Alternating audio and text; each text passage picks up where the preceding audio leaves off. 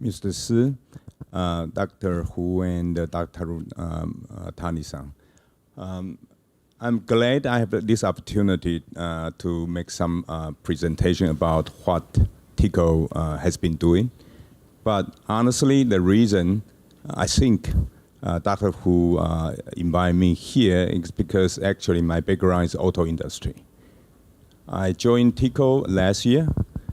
Before that, actually, I served at the Ford Motor Company for more than 26 years in Taiwan, China, Europe. So maybe because now I'm doing two sides things. Firstly, at the automaker side, actually my first job was purchasing, okay, buying the products from supplier. Now, I am a supplier to the auto industries, changing my role. So probably I might be able to give you some idea if from the component side, how to approach this new change. Because certainly the EV or AV revolutions is going to hit the whole industry like never before. We say this time the revolution is once in, probably not only lifetime, once in a 100 years revolution in the auto industry. So a lot of things going to change, right?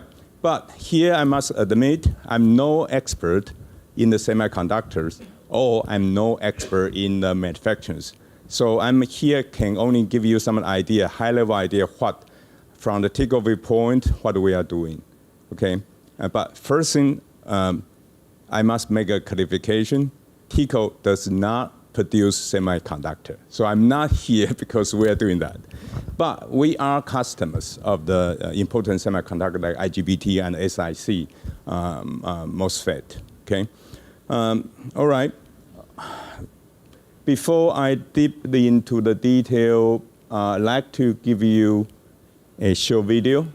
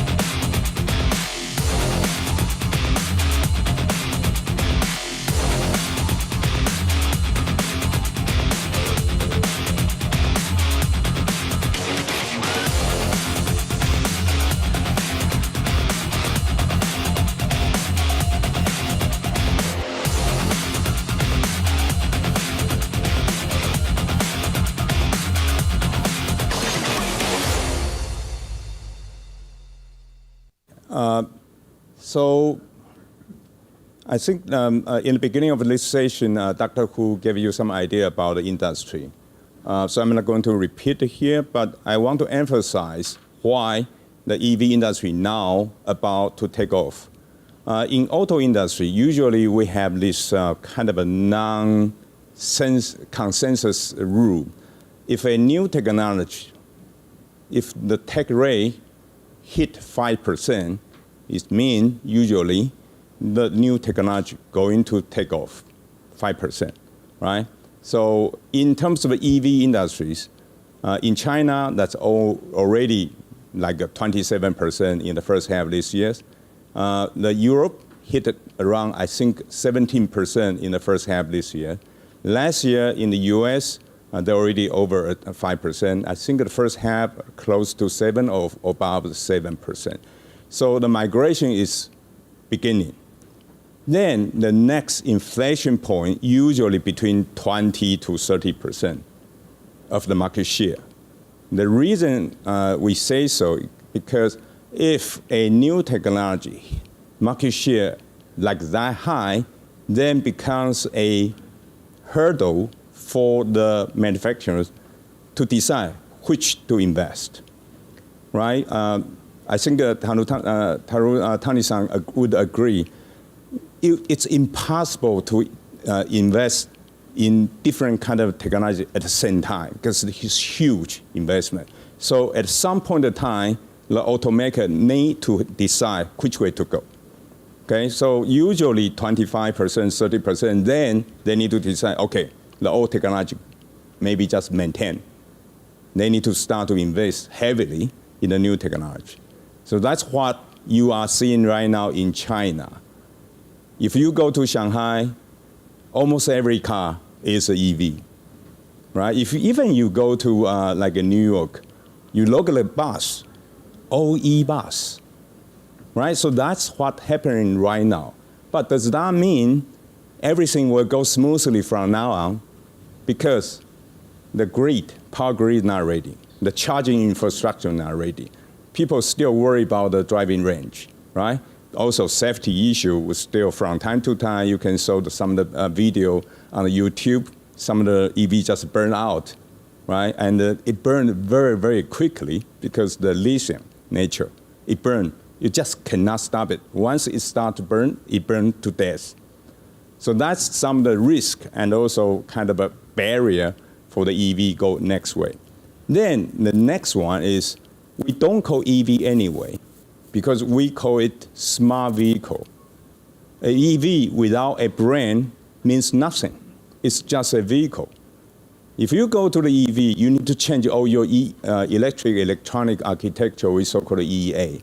You need to change the foundation of the vehicle, right? So it's not just changing the powertrain. You're changing everything. You're changing the brand.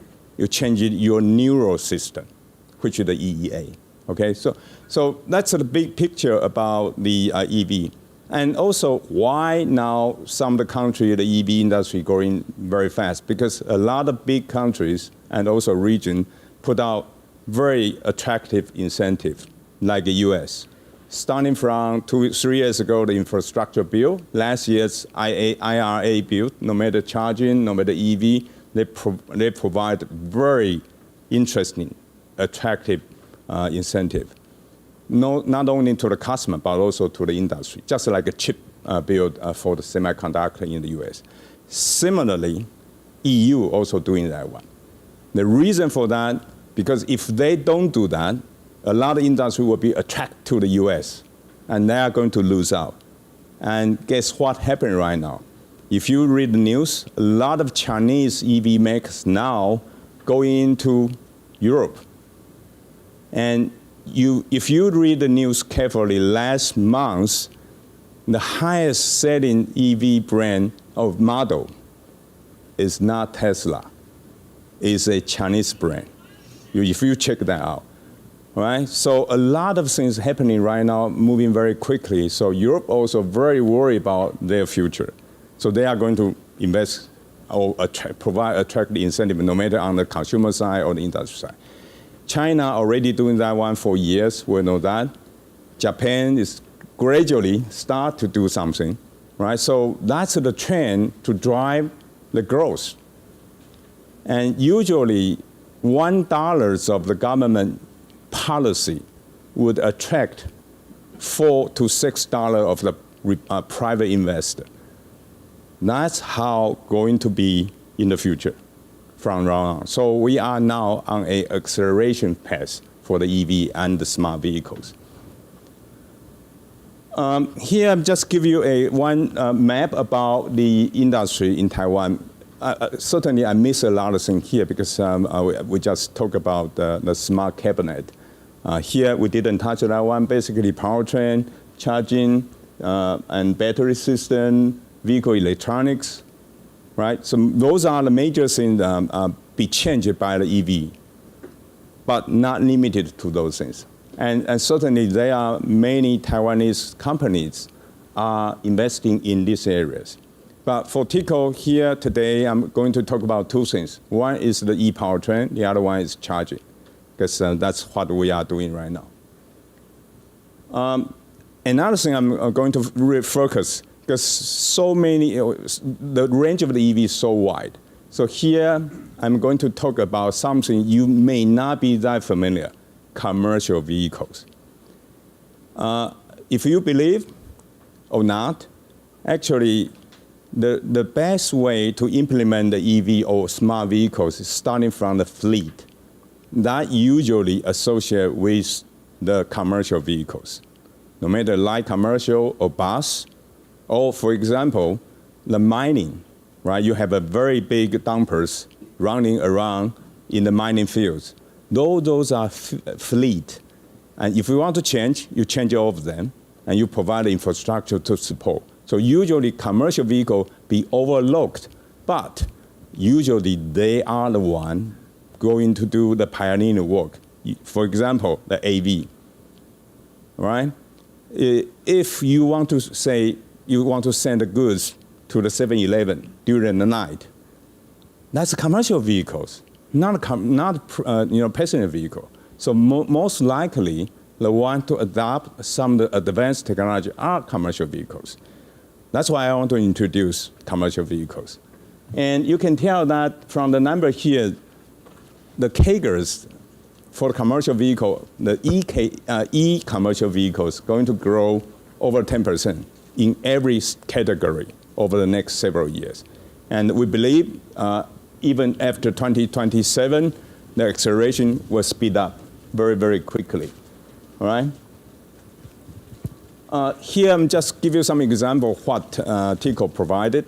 Our product portfolio starting from actually 75 or 50 kilowatt all the way to 250. Now we are about to launch the 350 kilowatt direct drive powertrain with SiC. Actually, 250 kilowatt already with SiC inverters, right? So those are mostly for the commercial vehicle. But when we define the commercial vehicle, it's not narrowly defined as the vehicle running on the public road, including, for example, the AGV at the port, okay? Several ports, including Singapore and also some of the China port, they already use AGV, right? And we are working with our partner providing those powertrain to those AGV. The other one is marine boat. Right, and for example, the Northern Europe, Denmark, Norway, Sweden, they are now leading in the e-boat. And guess what they are using? Of course, motor, right? Very similar to the heavy truck powertrain, okay? And there are other things like the mining dumpers I just mentioned. So if we define the commercial vehicle wider, then you have a lot of flexibility to use. For example, Caterpillar, they change their diggers or those equipment vehicles to the e-powertrain already. John Deere changed their tractor, those for the farming, to e-powertrain and AV as well. So a lot of things moving very, very quickly. We can define all of them as a commercial vehicle because they use commercially. Okay, and their powertrain all very much like the commercial, like a e-bus or a heavy truck. So those are the one why TECO choose say we focus on the commercial vehicles at a powertrain. Okay. With the powertrain, naturally come with the charging, and charging has become such an issue, right? Because we are not just talking about the AC slow charging or DC slow charging. If you look at what IRA bill in the U.S. doing, they are promoting the high voltage fast charging along the highway, right? That's the important thing.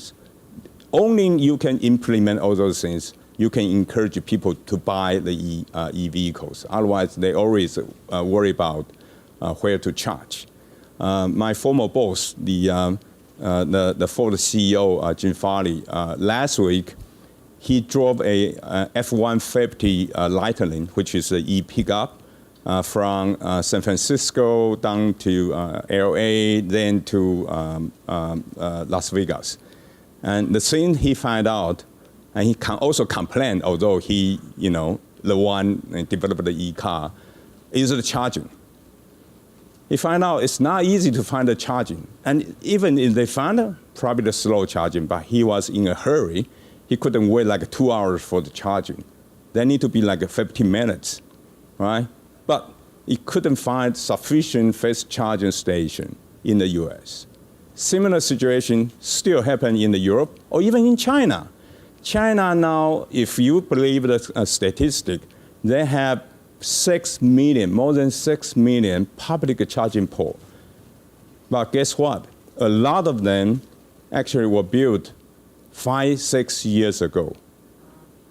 And many of them probably already not in work anymore. So even statistically, they talk about 6 million. Who knows how many really work and how many is fast charging. So charging becomes such an issue. That's why TECO is getting involved in the charging from the US. And with our Westinghouse brand. If you don't know that, in 1995, TECO acquired Westinghouse Motor. So Westinghouse Motor is belonging to TECO. And we work with them very closely. And some of their technology, then TECO, absorb and then spread out. And they're still serving as a pioneering organization within the big TECO group, doing a lot of advanced things in the industry. Here, going back to the manufacturing, because today's topic is smart manufacturing. Here, I only talk about the high level because I'm not expert. I'm not going to pretend I'm an expert. But basically, when we talk about manufacturing, there are two flows. One is material flows. The other one is information flows, right? All the so-called smart manufacturing is how to integrate two flows into one. That's why we talk about the Industry 4.0, digital twin, all kinds of things, because the best or the most efficient material flow must be supported by a very high efficient information flow. And that they go back and forth at every point of contact. The other thing is that with all those information flow back and forth between the real material flow and your information system, then come to a lot of judgment time or judgment point. For example, it's quality good, go here, quality no good, go there, right? Or you need to adjust your CNC speed because feedback tell you, no, something wrong in your statistical number, you need to change. You need to have the feedback system. That's how the AI system coming into those two flows, right? In order to make the adjustment or adoption as quickly as possible, you got to have a very quick edge computing functionality to tell, for example, your CNC machine, you need to do some change right now, or you stop. That's how those material flow and information flow interact, because based on the sensing, based on the data collection, based on the analysis result. All right, so that's a high idea about how we define the smart manufacturing. It's not just use a lot of robots, right? Or a lot of sensors.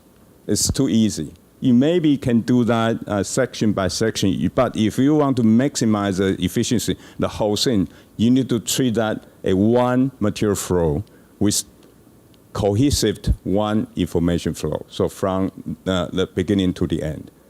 Okay, that's the idea, okay? The other thing is, to make the manufacturing highest efficiency, you start from design. We call design for manufacturing. I think most of you know that, but it's very difficult to achieve that one. I think Taiwanese know that, right? A lot of time, it becomes a compromise. We design something beautifully, but too complex. The manufacturing guy just don't know how to produce. Then we need to come back to the drawing board and say, oh, I need to tweak that one, I need to change that one, I need to change the material, I need to change the spec, boom, boom, boom, boom. And then you come up with a compromised product. So that becomes another hurdle about the smart manufacturing. How in the very beginning, when we start to design a new product, we have our manufacturing guy come in, work together. So when we design, we don't come back forth, eventually screw up ourselves. And the other thing is, just like the semiconductor industry, you are finding the best way to, best manufacturing process or equipment like SMOS, right? Even a traditional manufacturing company like us, we also need to find out the best way to change. Otherwise, the funny thing will happen because our designer can only design something like our manufacturing can do. That becomes a downward spiral because your capability and your competitiveness just gradually winding down, which is really no good. So we very much emphasize this one. However, I must admit, we still have a long way to go, right? To achieve that way, we still need to train our people, manufacturing engineer, to understand the limitation about the equipment, also the limitation about the design, for example, material spec, right? Just give you some idea, when we talk about the motors, maybe not many of you have the opportunity to take a look at how a motor being put together. Here also inverter as well, just as a simple demonstrations. In the video, you probably already saw that that's the rotor. And then we have a stator. And then we have a shaft. So how to put together something just like the rotor assembly. And then the stators depends on your design. You have the traditional way, the round wiring, or the new one we call the hairpin design, the rectangular design, to maximize the energy densities. But the manufacturing process for those two wiring process are totally different. So to do the hairpin design, the manufacturing process now we have cannot do that. We need to change the whole equipment totally, right? So that's a new generation of the motor design. And also the motor design itself, they have a lot of change. Why Tesla be recognized as the best motor designer? Motor is motor, right? No, because there are a lot of ways to maximize the magnet power inside. So you can see they have a different kind of shape around the motors, right? And they are actually pioneering in the motor design. But even now, talking about C2, right? The rare earth materials. I think 3 months or 4 months ago, Elon was talking about they are going to develop some no rare earth material motor. That's another thing that we are watching very, very carefully because that's going to be another breakthrough if they can really succeed.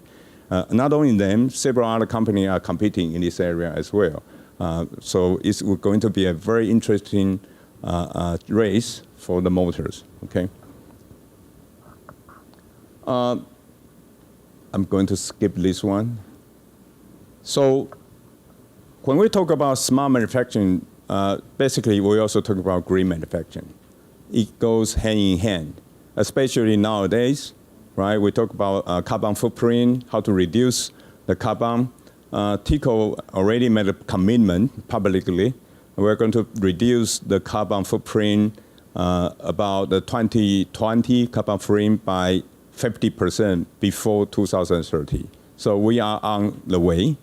Starting from this year, actually, we also assign the carbon budget to each of our functions, just like some of the company do in Taiwan, right? Try to reduce the carbon footprint, right? So I'm not going to dive deeply into the detail. So I saw them. No, I got a few minutes to go. So just come to the conclusion very quickly. A lot of new change, technology breakthrough are driving the manufacturing process change, right? Just like I just mentioned about helping design, which is totally different from the traditional one. And for a high density or high power, you probably cannot use air cooling. You may need to use, even sometimes water cooling is not enough. It becomes using the oil cooling. So when you have the helping and you have the oil cooling, the whole inner design of the motor is totally different. And in some of the even higher density design, their inner core using the oil cooling, outer core use water cooling to achieve very, very high efficiency and also reduce the space, okay? Because in vehicles, space is also a very important factor to consider. So with all those change, we got to change our manufacturing process. Almost every time we got a new technology breakthrough. The other thing is that, as I mentioned, material flow, information flow, how we integrate all those things all together, and together with the design for manufacturing concept to make the whole process smart and green from the very beginning, okay? So that's my presentation today. I know it's too rough, too high level, but if you have any question, I work on your question. Thank you. Thank you very much.